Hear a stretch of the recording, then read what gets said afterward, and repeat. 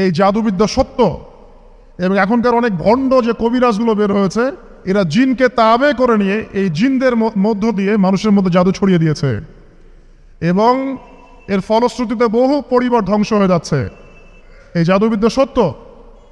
আরও একটা জিনিস সত্য, নবী সাল্লাল্লাহু আলাইহি ওয়াসাল্লাম বলেছেন ইন্না আইনাল হক, চোখের নজর সত্য। নবী করিম সাল্লাল্লাহু আলাইহি ওয়াসাল্লাম বলেছেন চোখের বদনজর সত্য। এই যে আমরা বলি ফেসবুকে এত বেশি ছবি দিয়েন না ভাই, ছবি তুলেন না, ছবি তুলেন না, বারবার যে বলি নিষেধ করি, কারণ কি জানেন? একটাই কারণ, বিকজ চোখ লাগাটা সত্য।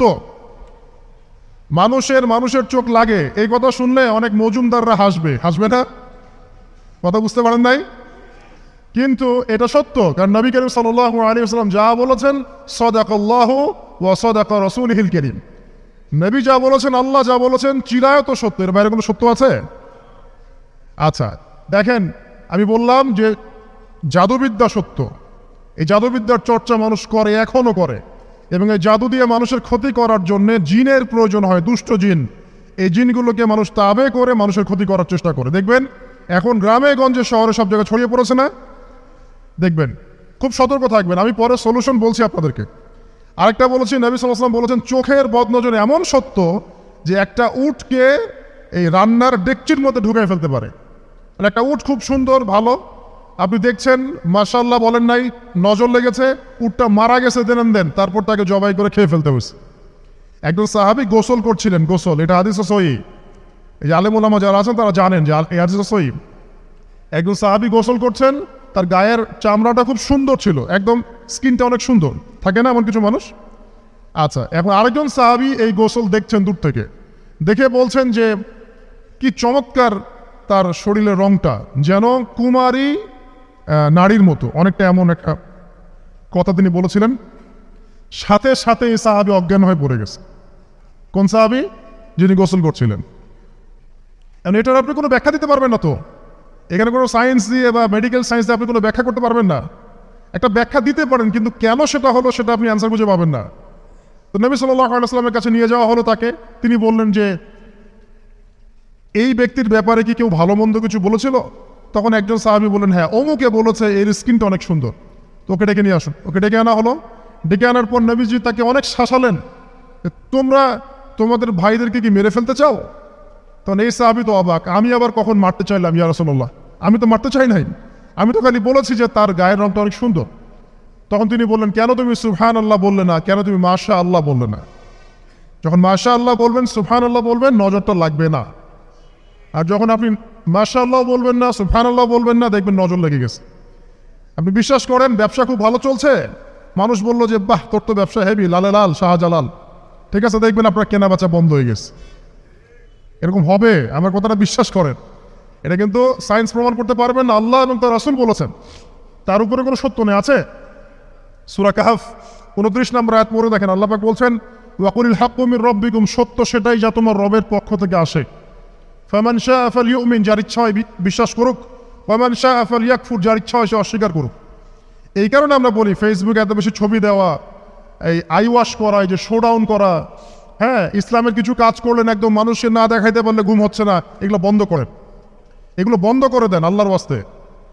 অফলাইনে কাজ করেন, নিজেকে গোপন করার চেষ্টা করেন। যত বেশি মানুষের কাছে নিজেকে এক্সপোজ করবেন, কাজের বরকত কমে যাবে, কাজের বরকত কমে যাবে, চোখ লাগবে, নজর লাগবে। এবং চোখ লাগা বদ নজরে বহু আলেম আস্তে আস্তে মাঠ থেকে মাইনাস হয়ে গেছে না? যায় নাই? এখন কি আলেমদের সংখ্যা বেশি না কম? যত দিন যাবে আলেমের সংখ্যা আরো কমে যাবে।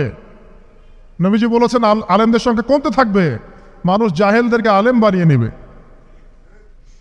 তো প্রিয় ভাইরা, জাদুবিদ্যা সত্য, চোখের বদনজর সত্য, রাতের এই অনিষ্টগুলো সত্য, রাতের বেলা অনেক ক্ষতি আছে। এই জন্য নবীজি বলছেন বাচ্চাদেরকে বাইরে বের করো না, এবং তোমরাও রাত যখন গভীর হবে তখন এদিক ওদিক ঘোরাফেরা করো না। দেখবেন রাত যত গভীর হয় আমাদের শহরগুলো তত জীবিত হয়, তাই না? তাই না? রাত যত গভীর হচ্ছে শহর তত জীবিত হয়। চায়ের দোকানে আড্ডা বেশি, ওই সিনেমা দেখছে, টিভি দেখছে, ক্যারাম খেলছে, লুডো খেলছে, ঘুম নাই। ঘুম কখন? ফজরের আগে আগে। ফজরের নামাজ কিন্তু নাই, ফজরের ঠিক আগে আগে আবার ওই যে জোহরের নামাজের সঙ্গে উঠতেছে। এখন আমাকে বলেন এরকম জেনারেশনকে দিয়ে কি আসলে ইসলামের কোনো খেদমত হবে? আচ্ছা, নবীজি রাতের বেলা আর্লি ঘুমাতেন, আল্লাহ পাক আমাদের সবাইকে তাড়াতাড়ি ঘুমানোর তৌফিক দান করুন। হ্যাঁ, আপনি ইলম চর্চা করলে রাত জেগে থাকতে পারেন, আপনি যদি জ্ঞান চর্চা করেন রাত জাগতে পারেন, আপনি কোনো গবেষণা করছেন, নামাজ পড়ছেন বা কোরআন হিফজ করছেন, আপনি রাতের আর্লি উঠবেন, এটা আলাদা বিষয়। কিন্তু কমনভাবে আমাদের এই যে ফেসবুক, ইউটিউবিং ইত্যাদিতে আমরা লিপ্ত থাকি, সারা রাতটা কাটাই আড্ডাবাজি করে, এগুলো বন্ধ করতে হবে। এগুলো বন্ধ না করলে ফিজিক্যালি আমরা মানে সুস্বাস্থ্যের অধিকারী হতে পারবো না। সারা দিনটা আমাদের একটা কি বলবো অলসতার ভাবে যাবে এবং দিনের বেলা কাজগুলো ব্যাহত হবে। এতে করে আমাদের উম্মার এই পুরো বড় যে তরুণ প্রজন্ম আছে এদেরকে আপনি সম্পদে পরিণত করতে পারবেন না। তাই এই সিস্টেমটা চেঞ্জ করা দরকার। নবীজি রাতের বেলা এই সূরা বাকারার শেষ 3টা আয়াত তেলাওয়াত করতেন, আমরা করবো ইনশাল্লাহ। ইনশাল্লাহ। আরেকটা আমল বলে দিই, নবী করিম সাল্লাল্লাহু আলাইহি ওয়াসাল্লাম রাতের বেলা সূরা মুলক তেলাওয়াত করতেন। কোন সূরা এটা? কোন সূরা? তাবারাকাল্লাযী বিয়াদিহিল মুলক। কয়টা আয়াত আছে? 30টা আয়াত আছে। নবীজি বলেছেন সাল্লাল্লাহু আলাইহি ওয়াসাল্লাম যে এই সূরা আপনাকে কবরের আযাব থেকে বাঁচাবে। কবরের আযাব থেকে তো ভাই বাঁচা খুব সহজ নাকি? আমাদের মধ্যে এমন কেউ নাই, শোনেন, আমাদের মধ্যে এমন কেউ নাই আলেম জালেম মুফতি মুহাদ্দিস রাজনৈতিক নেতা পলিটিশিয়ান বিরোধী দল জাতি তারপরে যে সরকার দল যে আছে না কেন, কবরের শাস্তি ফেস করবেন এমন একটা মানুষ নাই, কেউ নাই পৃথিবীতে। এই যে আপনি দেখছেন ওই যে কি ইসরায়েলের প্রধানমন্ত্রী, ওই রাশিয়ার প্রধানমন্ত্রী, ওই চায়নার সভ্যতা, পশ্চিমা সভ্যতা, এমন কেউ নাই পৃথিবীতে এখন যাকে কবরের শাস্তি ভোগ করতে হবে না। আছে? সবচেয়ে লঘু শাস্তি মানে লঘু চাপ,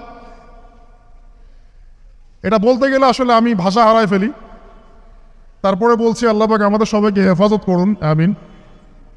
একজন সাহাবীর নাম সাদ বিন মুয়াজ। কি নাম? নবী করিম সাল্লাল্লাহু আলাইহি ওয়াসাল্লামের সাথে একদম ডান হাত হয়ে যুদ্ধ করেছেন দীর্ঘদিন। বদর তিনি বীর সেনা, উহুদের বীর সেনা, ঠিক আছে। খন্দকের যুদ্ধেও বীর বিক্রমে যুদ্ধ করেছেন। তিনি আনসার সাহাবী, একদম মদিনার নেতা সাহাবী। সব সাহাবী কিন্তু একরকম নন, কেউ ছিলেন নেতৃস্থানীয় সাহাবী, তিনি ছিলেন একজন নেতৃস্থানীয় সাহাবী, ঠিক আছে।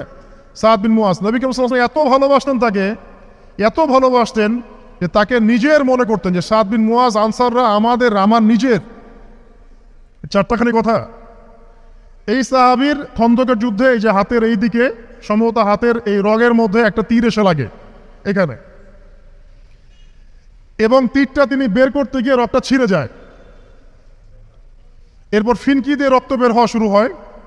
চিকিৎসা করে রক্ত বন্ধ করা যায় নাই, এবং এই রক্তের প্রবাহিত রক্তেই আল্লাহর ইচ্ছায় তিনি শাহাদাত বরণ করেন, তিনি ইন্তেকাল করেন। নবী করিম সাল্লাল্লাহু আলাইহি ওয়াসাল্লাম প্রচণ্ড ব্যথিত হন, মানে মনটা তার খুব নরম হয়ে যায় সাদ বিন মুয়াজ রাদিয়াল্লাহু আনহুর জন্য। তো এই সাহাবীর যখন জানাজার নামাজ পড়ানো হচ্ছে, নবীজি বলছেন 70,000 ফেরেশতা তার নামাজে অংশ নিয়েছে। আর এই সাহাবীকে যখন কবরে শোয়ানো হয়েছে, নবী করিম সাল্লাল্লাহু আলাইহি ওয়াসাল্লাম পরে জানিয়েছেন কবরের যে মৃদু চাপ, সাদ বিন মুয়াজ রাদিয়াল্লাহু আনহুর কবরেও সেই মৃদু চাপ দেওয়া হয়েছে। আমি কি বুঝাতে পারলাম ভাই? আমাদের কোনো দাম আছে এখনকার পলিটিশিয়ানদের কোনো দাম আছে? এখনকার সমাজ নেতার কোনো দাম আছে? এখনকার সুদখোরদের কোনো দাম আছে? এই ঘুষখোর দুর্নীতিবাজদের কোনো দাম আছে? আমরা যারা কাঠমোল্লা হয়ে আছি আমাদের কোনো দাম আছে?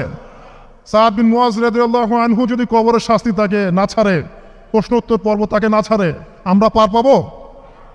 নবী করিম সাল্লাল্লাহু আলাইহি ওয়াসাল্লাম বলছেন সূরা মুলক তেলাওয়াত করো রাতের বেলা, ইনশাআল্লাহ সূরা মুলকের তেলাওয়াত কবরের আযাব থেকে তোমাকে বাঁচান। আর আমাদের তো ভাই কবরে সবাই সাথে যাবে না, গার্লফ্রেন্ড যাবে না, বাপ মা ভাই বোন সবাই যাবে না।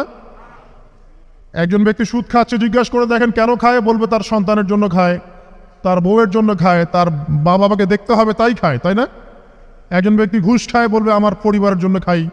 একজন দুর্নীতি করছে, পুকুর চুরি করছে, বলবে দুর্নীতি করছে আমার পরিবারের জন্য খাই, পরিবার ভালো থাকবে। সবার একই এক্সকিউজ যে পরিবার যেন ভালো থাকে, আমার সন্তানরা যেন ভালো থাকে, আগামী প্রজন্মের জন্য কিছু রেখে যেতে পারি, তাই না? এরকম একটা মানুষও কি আপনার সাথে কবরে যাবে? আরে বোকা মানুষ কেন বোঝে না যে আপনার কবরে আপনাকেই যেতে হবে? তাহলে আপনি কি কারণে অন্যের কারণে নিজের পরকাল নষ্ট করছেন? অন্যের সুখের জন্য আপনি আপনার পরকাল নষ্ট করছেন। সুদ খাচ্ছেন, দিব্যি মায়ের সাথে জেনা করছেন। আপনাদের এলাকায় নাকি সুদের সমস্যা অনেক বেশি। কয়েকটা হাদিস বলে দেই, আমি ওদেরকে আক্রমণ করতে আসি না, আমি শুধু তাদেরকে 3টে হাদিস শোনাতে এসেছি। 1 নম্বর হাদিস শোনেন। আল্লাহ নবী মুহাম্মদ সাল্লাল্লাহু আলাইহি ওয়াসাল্লাম বলেছেন, সুদের পাপের 73টা শাখা আছে। কয়টা? কোনো হাদিসে 70টাও আছে, কোনো হাদিসে 73টা আছে। বলছেন যে সবচেয়ে নিচের শাখাটা হচ্ছে, সুদের পাপের সবচেয়ে নিচের শাখা হচ্ছে যে যেন কোনো ব্যক্তি তার মাকে রেপ করলো, তার মাকে ধর্ষণ করলো।